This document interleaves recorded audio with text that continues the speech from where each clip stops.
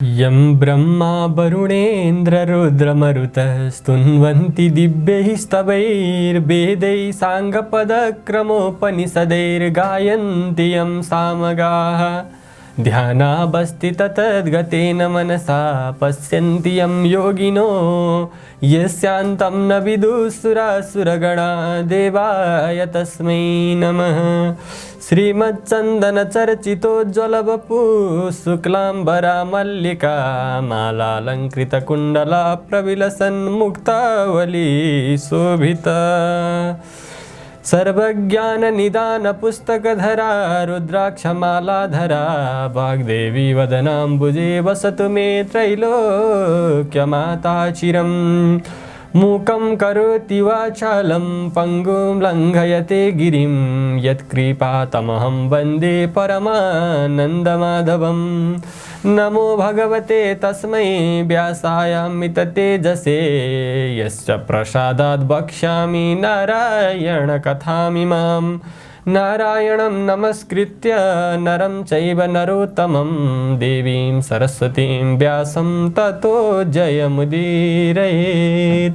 ओम श्री स्वस्थानी भगवते नमो नमः। अथ सप्तमोऽध्यायः। कुमारजी आज्ञा गर्नुहुन्छ हे अगस्त्य मुनि। सती देवीले यज्ञ कुण्डमा फाल हाली प्राण त्यागेको देखेर देवताहरू यक्ष किन्नर दैत्य दानव गन्धर्व नाग अप्सरा आदि त्यहाँ रहेका सबैले के यस्तो अनर्थ भयो भनी आश्चर्य र डर मानिरहे। त्यसबेला अकस्मात धुलो उडी 10 दिशा ढाकिदिँदा अन्धकार भयो। वायु पनि विपरीत भएर बहन लाग्यो। जल नभएको मेघ पनि डरलाग्दो भएर गर्जन लाग्यो। सबै देवताका आँखामा धुलो भरिएर नदेख्ने हुँदा भूमिमा घोप्टो परे। कसैलाई हावाले उडाइ लग्यो, कति रुन कराउन लागे, कति आफ्नो बचाउ गर्न लागे, कति भागे, कति स्वास्नी छोराछोरीको स्याहार गर्नतिर लागे। यसरी महा उत्पात भयो। दक्ष प्रजापतिले मनमा विचार गरेर सबै निम्तामा आएकाहरूलाई डराउनु पर्दैन भनेर अनेक प्रकारले साहस दिए। चित्त आकुल भएकोले आफ्ना गुरु बृहस्पतिजीका पास गएर भने, हे गुरु अब कसो गरौँ, अनर्थ भयो, हाहाकार पर्यो। त्यसै बेला नारद ऋषि सती देवीले प्राण छाडेका बेलादेखि देवताहरूमा हाहाकार भएसम्मको सबै समाचार लिएर कैलाश पर्वतमा पुगे। महादेवका चरणमा दण्डवत गरेर बिन्ती गरे, हे ईश्वर, तपाईकी प्राण प्यारी सती देवीले प्राण त्याग गरिन् किनभने हे शशिशेखर, हे वृषभध्वज, हे करुणामय, हे पिनाक पाणी पापिष्ट दक्ष प्रजापतिले हजुरको नाना तरहले निन्दा गरी अनेक तरहका हेलाले भरिएको त्यो कहाँको देवता हो, त्यो त बहुलाह हो। त्यसलाई मेरो यज्ञमा नडाकी मलाई के होला, ब्रह्मा विष्णु र मेरा ज्वाइँहरू छँदैछन् भने निन्दा गरेको सुनेर सती देवीले सहन गर्न नसकी लात्तले पृथ्वीमा हानेर कसैको मुख नहेरी क्रोधले आगो जस्तो मुख पारेर यज्ञको प्रदक्षिणा गरेर हजुरको नाम लिँदै यज्ञ कुण्डमा फाल हालेर प्राण त्याग गरिन्। हे ईश्वर, हजुरका भयले अग्निले शरीर डढाउन सकेका छैनन्। प्राण मात्र त्याग गरेर शयन गरे झैँ यज्ञ कुण्डमा सुतिरहेकी छन्। यो कुरा बिन्ती गर्न भनेर आएको हुँ। अब के गरौँ, कसो गरौँ, अनर्थ भयो। यस्तो नारदको कुरा सुनेर महादेव भन्नुहुन्छ, हे नारद, यो कुरा साँचो हो कि होइन? यस्तो सुनेर नारद भन्दछन्, हे शिव, जगतका मालिकको अगाडि मिथ्या कुरा कसरी बोल्न सकुला? ध्यान दृष्टिले हेर्नु भए अवश्य विश्वास पर्ला। यस्तो नारदको कुरा सुनेपछि क्रोध गरेर तीनै आँखाबाट आगोको ज्वाला निकालेर दारा किट्दै रिसले दुवै हात मुट्ठी पारेर नारदको अगाडि भन्नुभयो, हे नारद, 33 कोटी देवताले रक्षा गरिराखेको त्यस पापिष्ट दुष्ट दक्षको निर्मूल गरेर छाड्नेछु। अब तिमी आफ्नो आश्रममा जाऊ। तब नारद ऋषि महादेवलाई दण्डवत गरेर आफ्नो लोकतर्फ लागे। नारद गएपछि महादेवले आफ्नी प्यारी सती देवीलाई सम्झी अत्यन्त क्रोध गरी तीनै आँखाबाट आगोको ज्वाला झैँ ज्वाला निकाली आफ्नो जटाबाट एउटा जटा झिकेर पृथ्वीमा पछारे। त्यसबाट पृथ्वी कम्पायमान गर्दै सिंहनाद गरे झैँ गरेर गर्जदै 1000 सूर्यको जस्तो तेज भएको दाहिने हातमा त्रिशूल लिएको मुण्डमाला लगाएको यस्तो डरलाग्दो मूर्ति भएको वीरभद्र उभिएर बिन्ती गरे, हे ईश्वर, किन मलाई सम्झनु भयो? फेरि अर्को जटा त्यसै गरी पछारे। त्यसबाट प्रलयकालको मेघ गर्ज चाहिँ ठुलो स्वर गरी 64 योगिनी भूत प्रेत पिशाचहरू सबै आफ्ना गण लिएर काली उत्पन्न भइन्।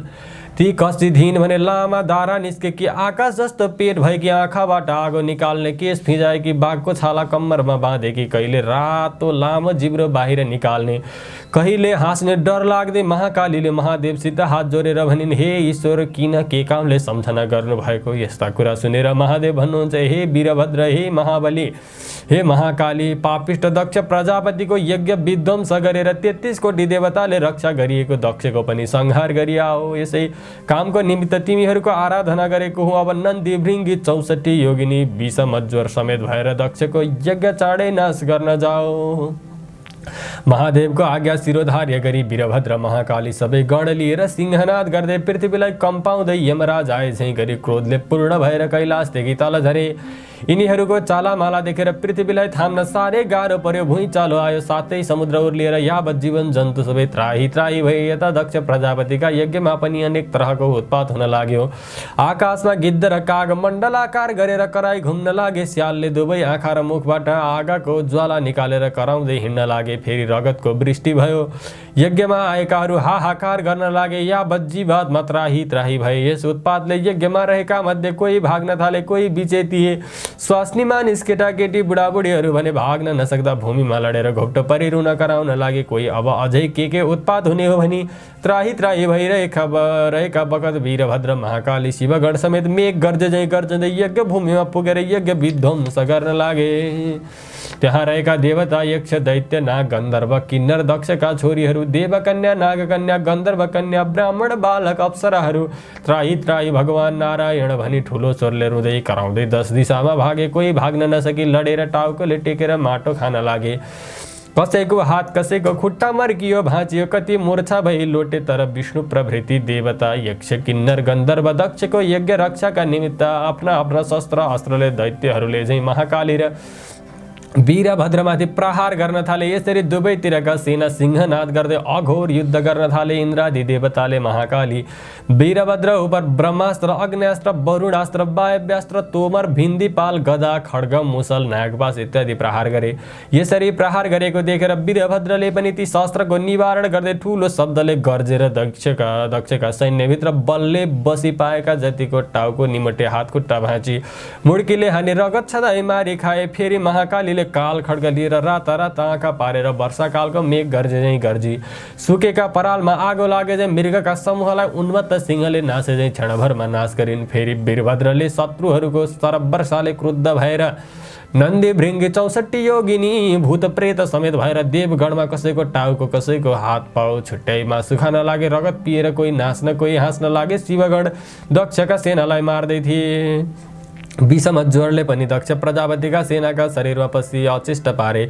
तब वैकुण्ठनाथ विष्णु भगवानले दक्ष प्रजापतिका सम्पूर्ण सेना अचेत भएर लडेको देखि आफ्ना शरीरबाट शीतज्वर उत्पत्ति गरी सबैलाई चेष्टा गराए। सचेष्ट हुने बित्तिकै अनेक तरहका शस्त्र अस्त्र लिएर बत्तीको पुतली झैँ भएर वीरभद्रमाथि जाइ लागे पनि सुकेका खरमा आगो लागे झैँ सिंहनाद गरेर एकैछिनमा सबैलाई मारे। दक्ष प्रजापतिका सेनाका कसैका शिर छैन कसैको गिँड छैन कसैको हात छैन कसैको पाउ छैन। कति कम्मर करङ भाँचिएर लडेका छन् कति थिलथिला छन्। यस्तो देखेर दक्षका सेना रक्षा गर भनी कराउन थाले। कोही भाग्न थाले कसैले कुलेलम ठोके भाग्न नसक्ने जति पृथ्वीमा लडे कराइरहे। यसरी सैन्य विध्वंस गर्दै जति पाएका देवता यक्ष गन्धर्व नागहरू समाति काटी यज्ञमा होमेर नाश गर्न लागेका वीरभद्रलाई हेरी विष्णुले राता राता आँखा गरेर नागले लामो सास फेरे झैँ गरी सुस्केर हाली अग्निको बल्दो ज्वाला झैँ भएर देब्रे हातले पाञ्चजन्य शङ्खा बजाई दाहिने हातले कौमुदकी गदा उठाई संहार कालका रुद्र जाइ लागे झैँ वीरभद्रका सेनामा जाइ लागे। यस्तो देखेर देवता यक्ष गन्धर्व किन्नर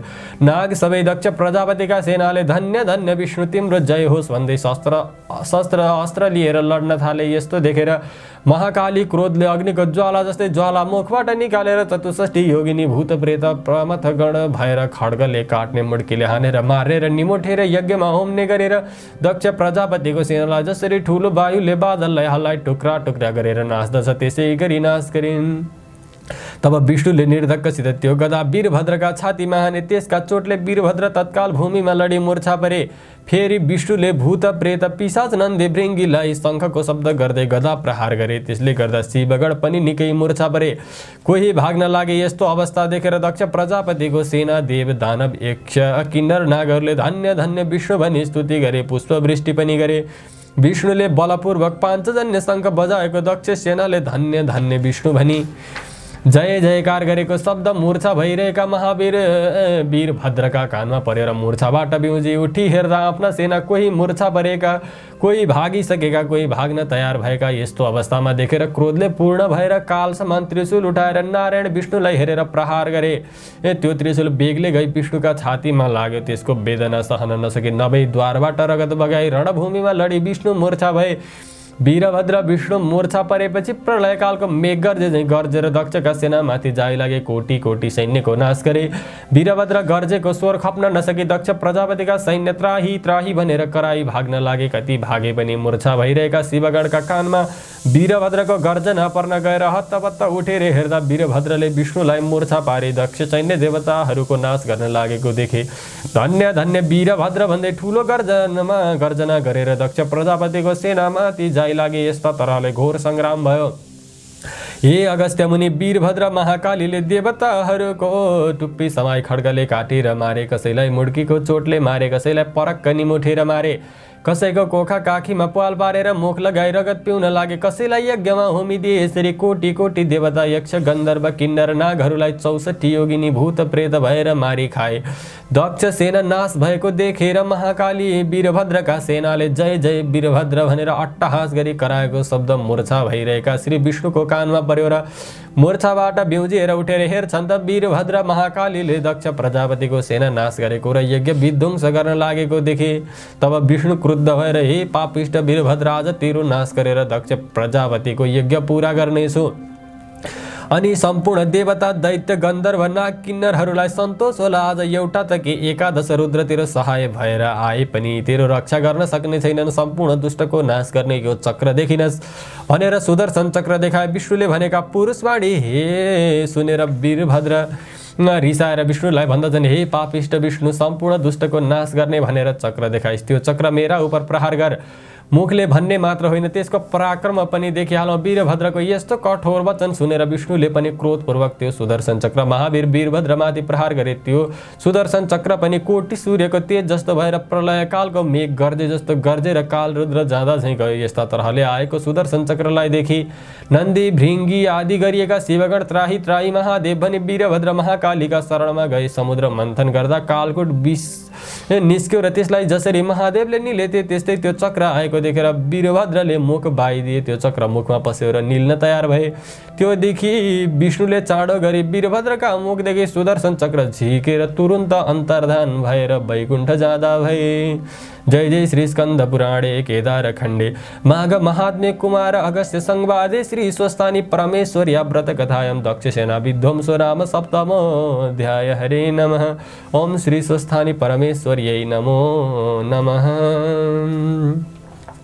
उपनयतु मंगलं वः सकल जगन मंगलालय श्रीमान दिनकर किरण निबोधित नवनलिन दल निभीक्षण कृष्ण काले वर्षतु पर्जन्य पृथिवी शस्यशालिनी देशोऽयं क्षोभरहितो ब्राह्मणा सन्तु निर्भया अपुत्राः पुत्रिणः सन्तु पुत्रिणः सन्तु पौत्रिणः निर्धना सदना सन्तु जीवन्तु शरदां शतं तत्रैव गंगा यमुना च तत्र गोदावरी सिन्धु सरस्वती च तीर्थानि सर्वाणि वसन्ति तत्र यत्राच्युतोद्धार कथा प्रसङ्गः या कुन्देन्दु तुषारहार धवला या शुभ्रवस्त्रावृता या वीणा वरदण्डमण्डितकरा या श्वेतपद्मासना या ब्रह्माच्युत शङ्कर प्रभृतिभिर्देवैः सदा वन्दिता सा मां पातु सरस्वती भगवती